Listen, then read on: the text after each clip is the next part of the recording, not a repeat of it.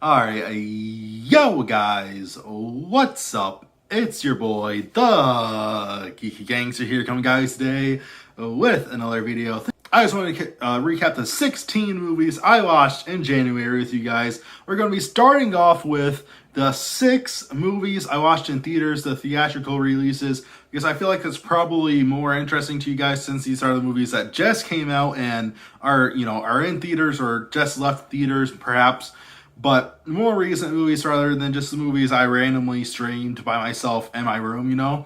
And so yeah, guys, we're just going to start off by counting down the 6 movies I watched in theaters, starting off with Homestead. Homestead continued a tradition I have of seeing a movie every single New Year's Day, my first movie of the year. It's something I really like celebrating my first movie of the year on January 1st. This January 1st, I had already seen a lot of the movies that were in theaters, so I really didn't want to go see any of them.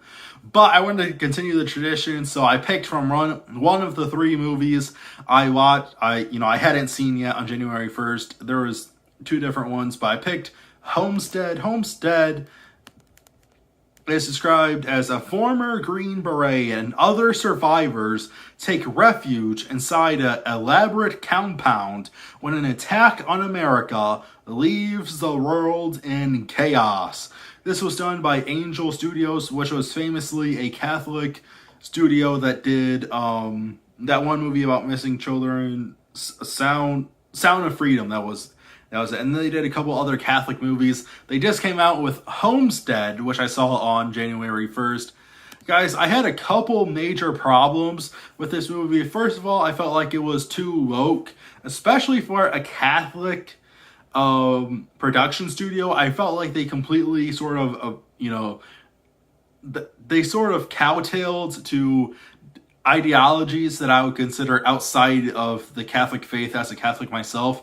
So I kind of took a problem with that a little bit. And also the fact, so here's what they did. Before the credits rolled, they literally got on screen and they said, "Thank you for watching our movie. This movie does not have an ending. Go to our website and purchase the series. This movie is just the intro to our series." And I really, that bothered me so much. I felt like it was a disgrace to the entire movie industry. I felt like it was a disgrace to moviegoers to say, "Hey, bitch, this movie doesn't have an ending. Go purchase our series." This whole releasing a movie into theaters, it was just a prop. It's just a prop. It's just an intro to our series to you to go to our website and purchase the series. And they also told you during that speech that you should be buying tickets for other people to go see this movie. And I felt like that was just so disgusting to have us already go, get in our car, drive to the movie theater, purchase tickets, purchase popcorn, get a drink, sit down and watch your movie for an hour and a half. We're already that dedicated to you. And then you just hit us with the, "Hey, bitch, this wasn't a movie. This was just an intro to our series. Go purchase our series." So it was like, I felt like it was way, I hated the fact that they did that. The fact that this movie, spoiler alert, does not have any actual ending, and they literally just get on the screen and tell you that it was just an intro to their series and to go purchase the series on their website. I felt like that was just disgusting, absolutely disgusting, and I felt like it was a punch in the gut to anybody who had any sort of faith in them. I definitely lost my faith in Angel Studios after that. The fact that you would ever tell moviegoers to go purchase your series off of your website it's just absurd to me. And they begged for more money in other ways too, like having you buy tickets for your friends or whatever. They were saying, go buy tickets for strangers so they can go see the movie. A movie with no ending so they can advertise the series that you would also have to buy. So you have to buy your own ticket. Then they want you to buy their series so you can see how the movie plays out. And then they want you to buy tickets for strangers so they can go see this movie and get hooked into the series. It was just disgusting, I felt like. However, the movie did have a decent production value. I felt like it was very easily consumable. I felt like the acting was all right. I did like the environment of the movie, the elaborate compound that they're talking about. It's just the wokeness of it, the disbanding from Catholic values, and the trying to get more money out of me really left a disgusting taste in my mouth. I ended up giving this movie a 32 out of 100. Anytime I give a movie like a 29 to 33, it's basically all the same. That means that the base of the movie was there. It had a consumable base to it. The movie was watchable. However, there was nothing on top of that base. The base of the pyramid was there. There was no rest of pyramid, and so that's basically what a 32 out of 100 means. The base, nothing on top of the base. Moving into movie number 2, we have The Lord of the Rings: The War of Rohirrim, which I saw by myself in theaters on January 7th. This is So, The Lord of the Rings: The War of Rohirrim, a sudden attack by Wolf, a ruthless, deleting lord, forces Helm Hammerhand and his people to make a daring last stand in an ancient stronghold of the Hornburg. Finding herself in an increasingly desperate situations, Helm's daughter, Hera, must lead the resistance against a deadly enemy who's intent on total destruction. So this actually has a release date of December 13th, 2024. It's not in theaters anymore, but I saw it on January 7th. Guys, the combination of the anime style, because this was an animated film, a complete anime movie, with that Lord of the Rings franchise, I felt like it was definitely a very controversial decision to do that, because I felt like it was somewhat of a punch in the gut to the Lord of the Rings fans who are so used to that style to just make it animated. I know a lot of people hated that, and also not every anime fan is going to be into the Lord of the Rings. So there's some Lord of the Rings fans that were pissed off that was animated, and there's a lot of anime fans that never liked the Lord of the Rings. So why they made that decision, I'm not sure. However, I personally liked the decision. I personally liked the storyline. I personally liked the style of it. I like the writing. However, I do feel like it was a bit drawn out. That's my big criticism of this movie. Of course, The Lord of the Rings is quite infamous for being drawn out films. And just long, biting at the nails films to where you're kind of like, waiting for the movie to end. This is no different at all. It definitely has that drawn out vibe to it. However, I give it a 67 out of 100. The third movie I watched in theaters on January 13th was Peter Pan's Neverland Nightmare. So guys, if you guys saw Winnie the Pooh, Blood and Honey Part 2, Mousetrap, if you guys saw those, you are well familiar with the controversy of this company. Basically, it's called like the Puniverse or something, and they're basically making all of these Disney movies that are going to the free market. They're making them into horror films. This one is described as Winnie Darling encounters a twisted Tinkerbell as she tries to rescue her brother Michael from the evil clutches of Peter Pan. So basically, Peter Pan has been kidnapping children, keeping them hostage at his compound, basically, and bringing them to Neverland, which is killing them because he's on drugs, and these spirits are saying to kill the children and bring them to Neverland. So he thinks that killing children would be a good thing to do. And so he brings a couple of children to his compound, and people on the outside have to go save the children. This movie is once again quite woke, just like Homestead was. It features childhood homosexuality. It features childhood transgenderism.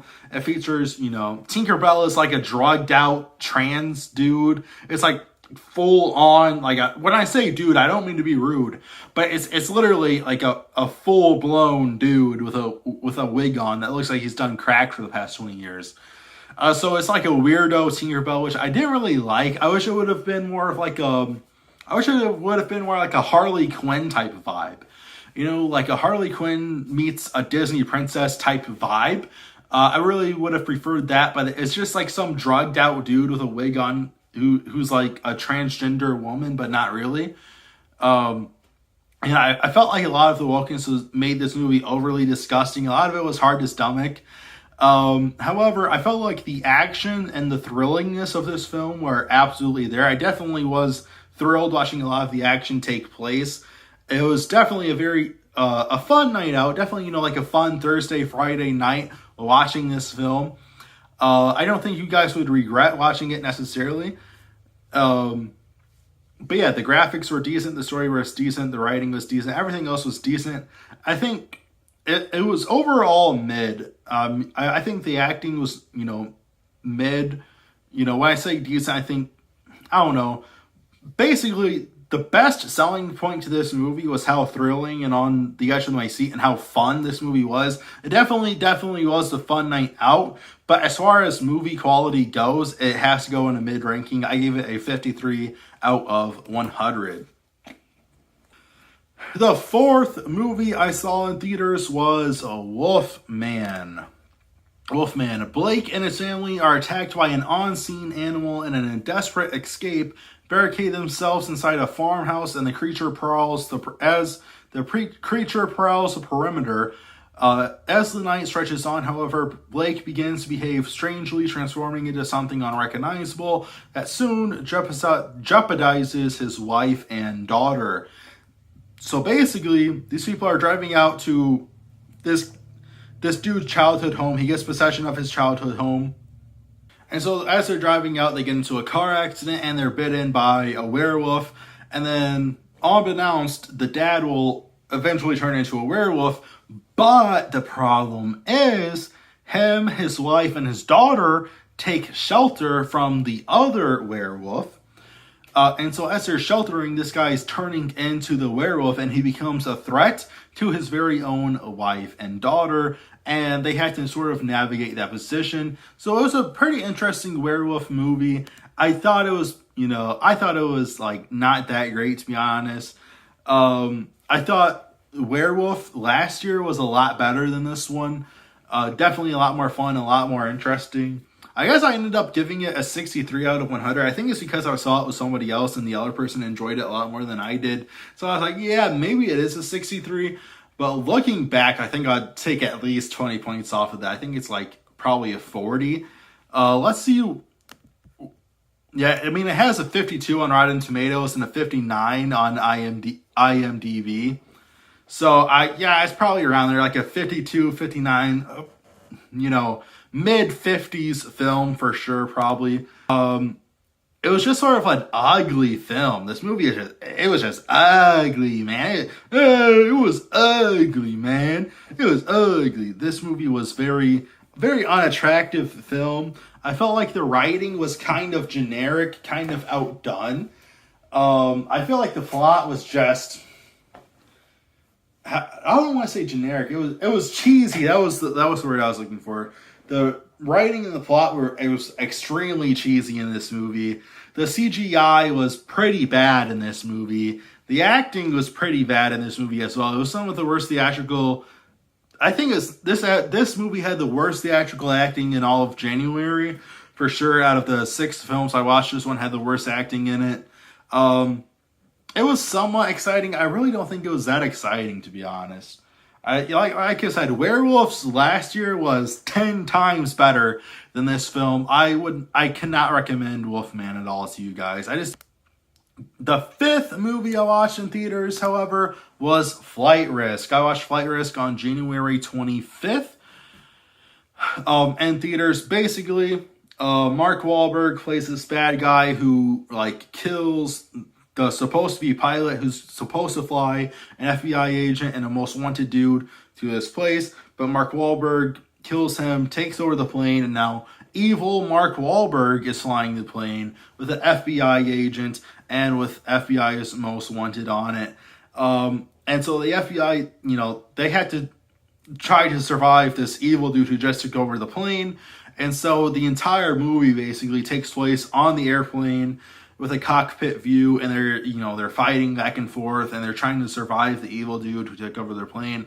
However, I think it did have a very nice production value. Obviously, Mark Wahlberg is my favorite actor of all time. I love Mark Wahlberg so much. I think, it's like Mark Wahlberg, Kevin Hart, Adam Sandler, Mia Goth. I feel like, you know, those type. It's a very small circle at the top who, when they're in a movie, it becomes a them movie. Like when Mark Wahlberg is in a movie, it is a Mark Wahlberg movie, you know? And I think he definitely has like a cult following, and I am in that cult following for sure. You know, love my boy Mark Wahlberg. I think this was a rather mid role for him. You know, I like him better. You know, I like him better in different positions. I think he does. I think he did good in this position. I just don't think this role was necessarily best suited for him. However, I think it had a decent production value. Had decent writing. It is what it is. It's literally, they're just in an airplane for an hour and a half. It's literally just them inside of an airplane. So not a whole lot happens. It's not like it's like boom, boom, boom, boom, boom. It's like a one scene film, you know? The entire movie is basically just one continuous scene. And so if you're not, you know, if you want more of the movies you're watching, this movie doesn't really have a whole lot to it. It's definitely like a smaller film, so... But I liked it. I give it a 49 out of 100. I couldn't give it any higher than that because, like I said, it didn't have any more to it. And I feel like a higher rating has to be preserved to movies that do more. But other than that, I enjoyed it for what it was, for sure. And the last movie I watched in theaters was Harold and the Purple Crayon. This was a re-release. Originally released, I believe, in like... really sometime in August of last year, but in like August or something. I never had the opportunity to go see it last year, but I really wanted to go see it when it was re-released in theaters. I didn't want to pass up my second chance to go see this movie. And boy, I think I was definitely right not to pass up my second opportunity, but this movie is described inside his book. Adventurous Harold can make anything come to life simply by drawing it. After he grows up and draws himself off the book's pages and into the physical world, he soon learns his trusty crayon can set off more hilarious hijinks than he thought possible. However, when the power of unlimited imagination falls into the wrong hands, it will take all of his creativity to save both the real world and his own. So yeah, guys, the original release date for this was August 2nd of 2024. It just re-released into my movie theater, and I am very glad I saw this movie. The audience on Rotten Tomatoes gave it a 90. I ended up giving it an 87. I thought this was a fantastic cartoon. I thought it was very entertaining. There was lots of different scenes going on. There were so many hilarious moments. There are so many just cute, enjoyable moments as well. The character development in this movie was absolutely on point, fantastic. The character development... did I say character relationships or character development? I was going to say character relationships and character development are so good in this movie. You really begin to care for these characters by the end of the film, which I just loved how they did that. But yeah, guys, it was just cute, funny, a great time seeing this movie. I absolutely loved it with me. On January 3rd, I rented a movie called Its Name Was Mormo off Xbox. And guys, when Xbox says that they have movies for rent that's not available anywhere else, it's always a shit tier movie, bro. It's never going to be a good movie if it's not available on Netflix. If Netflix, Hulu, Peacock have no interest in picking it up, and it's like you can only find it on the Xbox store, I feel like it's always bad. And this movie was $5, which was another sign it was going to be bad. But it was so low quality. It literally felt like, you know, YouTubers were trying to make a movie and there was just zero production value there, really. There were some eerie moments, but it becomes so overdone. Like, everything in this movie is so overplayed, overdone, because they basically do the same three things, like constantly throughout the movie. A lot of it was just like eerily peeking around a darker corner. Like, if I turn this light off, here, I'll show you guys what this movie was like real quick. Ooh, I'm peeking around a dark corner. Ooh. And that's all it was. It was literally just peeking around dark corners 24/7 all throughout the movie. You know, some other cheap paranormal events like that sort of stuff. On January 4th, I watched my first 2025 release on Netflix, Wallace and Gromit: Vengeance Most Foul. This was the first movie released on Netflix and all streaming platforms actually in 2025. And I thought this was a brilliant cartoon as well. It's brilliant because it plays off one of the original Wallace and Gromit episodes that took place like 40 years ago. It references that. And when you and it sort of makes you Google a lot of things happening throughout the movie because it's sort of hints that you should know. Like, this is the little Easter egg sort of thing. I loved all the Easter eggs in this movie. I liked the fact that it really conglomerates its entire Wallace and Gromit world universe that they have created. I think this movie was sort of a piece for the Wallace and Gromit fans. More than it was necessarily just a children's cartoon. I think it was dedicated to lifelong Wallace and Gromit fans, basically. But I really enjoyed the brilliant mindset that went behind this movie. I think the writing was really good. I think the story was really good. I love the animated style of it. Yeah, guys, the story was like huge, and the story was well put together for a cartoon. I ended up giving that one an 81 out of 100. On January 5th, I saw Joyride. So Joyride is basically a movie where a group of friends who are, Asian Americans, they go to China to basically look for this girl's mother, but they're also there for like different business reasons, and they do a bunch of funny young adult stuff. It's like a young adult, early 20s comedy, based. They just go to China and do a bunch of funny stuff. Lots of sex jokes in this one, and I thought it was a pretty good, pretty entertaining comedy movie. I think it was honestly one of the more entertaining comedy movies I've seen in the past few months. I ended up giving it a 77 out of 100. I don't think it was like a perfect film or anything like that, but it was pretty good. The next movie I saw was The Seeding on Hulu. The Seeding is basically like this man goes through the desert and then he's trapped with this woman, and these like kids like torment them. Basically, they're trapped in this house with a quarry, so like, he can't dig himself out of his quarry. He's trapped down there with this woman. I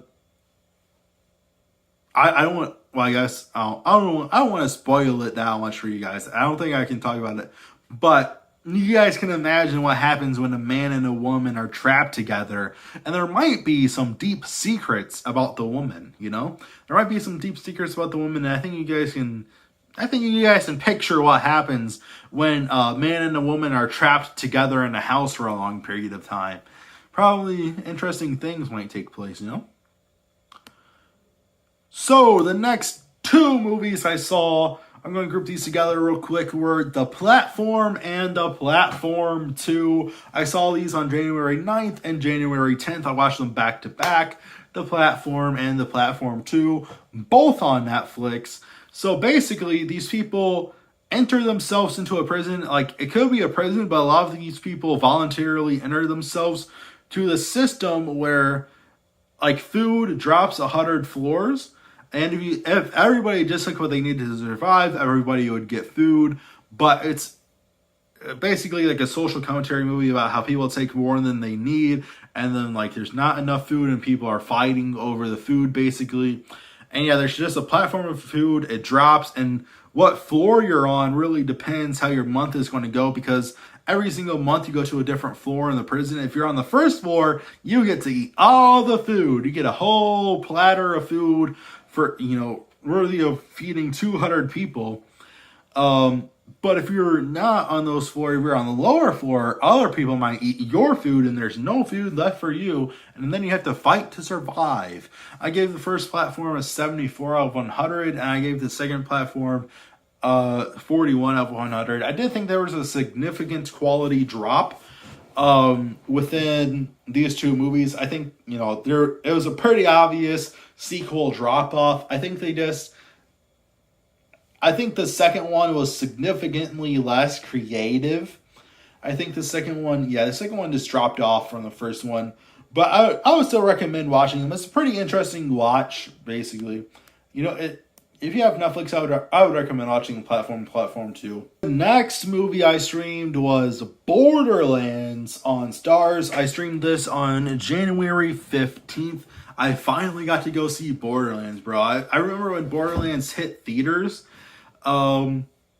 And I was contemplating going to see it, and I just opted out of going to see it. But I finally got to stream it, and dude, I thought Borderlands was so much better than people were giving off. People were hating on Borderlands when it was in theaters so much because I think they didn't really stick true to a couple of the characters within it. However, I think the actual movie was super good. Kevin Hart plays in this movie, and I think there was decent amounts of comic relief, and I think the plot and writing of this film were both pretty good, and I really enjoyed my time watching this movie. I gave it a 79 out of 100. Alrighty guys, the next movie I streamed on January 16th was Choose or Die on Netflix. This was another phenomenal movie.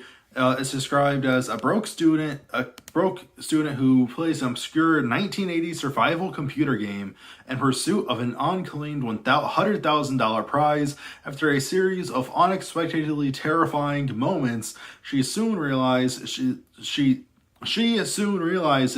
no longer playing for the money, but for her own life. Its initial release was April 15th of 2022. Guys, this was one of those horror movies on Netflix. I was like, oh, like genuinely, like, sort of like, oh, I had the chills for a bit. Lots of scary moments, lots of just great moments. I felt like it was a kind of a cinematic masterpiece for what it was. Yeah, guys, just genuinely very, scary going, thrilling. The pace of it was amazing. I felt like the acting was chef's kiss acting, really. I can't compliment this movie enough, probably. I don't really have any major flaws with it. I mean, I gave it an 87 out of 100. It didn't quite join my 100 plus club, which is debatable. I was debating putting it in my 90 plus club. I think if I would have saw this movie in theaters, it probably would have gotten a 90 from me. But I think it's just one of those movies, sort of like Scream was in 2023, to where I feel like it just wasn't. I feel maybe like it wasn't classic enough. It wasn't enough of a classic to put it in my 90 plus club. Which I don't like that critique generally, but I feel like it's fitting here not to put it in my 90 plus club. But guys, an 87 out of 100 for me is still fantastic. Like, that is absolute chef's kiss, fine dining experience right there. Absolutely loved Choose or Die. I felt like it was a fantastic film. The next movie I streamed was Apartment 7A on Paramount Plus. I watched this on January 27th. Guys, this was another fantastic movie, and I was told like a month prior, I was told in like mid-December probably by one of my Facebook friends that I had to check this movie out, Apartment 7A, and I put it off for a long, a solid few weeks, but it just kept on clicking in the back of my head there that a friend of mine recommended this movie. I kept on thinking about watching it. I finally gave in and watched it on January 27th. I put it off because I didn't think it was going to be my type of movie at all. I thought, it's about Broadway. It seems like too bougie for me. I don't want to say bougie, but like too high end, too classic for me to enjoy. Maybe too old timey of a movie for me to enjoy. But I finally gave in and watched it. And I ended up giving it an 84 out of 100. I thought this was so creative. The atmosphere and the environment were so well done. I felt like this movie is probably the most transferring movie of January. By that, I mean, this movie was if I were to give an award out for what movie transferred me into the movie, and I was actually felt like I was there, and I was like in, like in the movie type thing, and I was encapsulated by the world within this movie, and I was actually brought into this movie's world. This movie would win the award in January, probably by far, probably top five most encapsulating movies of 2025, or I would say that I watched in 2025. And I think a lot of people loved it for that. It has significantly good reviews. But guys, just the environment, the atmosphere, and the storyline of it was so amazing. The fact that they actually made you feel sort of like the dread, and they made you feel like, I just can't talk about how much you actually feel this movie. This movie really soaks into you quite a lot. And I think they just did a fantastic job in that aspect. The acting, the main actress in this was absolutely spectacular. Let me look up apartments. Hey guys, Julia Garner plays Terry, and I'm going to have to give her the Actress of the Month award, dude. She carried this role so hard, so good. But the entire cast does good, really.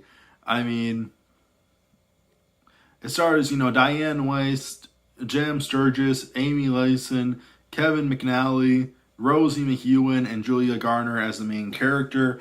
I think they all did a fantastic job playing and historically accurate roles. The accents were, so on point. Every line I felt like was just delivered well, and it was written well. Everything was just good about this movie, dude. I loved it. 84 out of 100. And then finally, the last movie I streamed was The Wild Robot on Peacock. This is another one that I thought about watching in theaters. Last year I was thinking about watching it in theaters. It came out on Peacock, and I wanted to watch it on Peacock. I felt like The Wild Robot really focused too much on being emotional. It was like emotional moment, emotional moment, emotional moment, emotional moment, emotional moment. And it really felt to me like they strictly wanted to make an emotional cartoon. And they just sort of shoved a bunch of stereotypical cheesy emotional things into a movie. It felt like an emotional salad, really. And it was a very strange watch. And I said to myself, they are very clearly purposely trying to make this movie as emotional as possible. And I felt like that took away from the plot and the story and the actual cartoon it was supposed to be. The fact that they were just trying to tear jerk everybody constantly. I didn't really appreciate that about this movie. I ended up giving it a 66 out of 100. Alrighty guys, to finish this video off, I'm going to do my top 3 movies of January. Coming in at number 3, the bronze medal goes to Harold and the Purple Crayon. Guys, this movie is just so overwhelmingly enjoyable. So many funny moments throughout. I think people of really any age can enjoy it. There is adult themes that, not super duper adult themes, but I really enjoyed the writing in it, and I really, I like the universe that they bring you into. And I think it was just a fantastic cartoon, really. And I loved every second of it. 87 out of 100. Harold and the Purple Crayon takes home the bronze medal. Coming in second place, we have Apartment 7A. Apartment 7A, I love, I really did like the classiness of Apartment 7A. I love the classic atmosphere. I loved how much it brought me into their universe. I love how transformative it was, how much it soaked into me really as a film. The universe, the atmosphere, that sort of thing. The energy of the film was on point. The acting of the film was on point. Apartment 7A takes home the second best movie of January.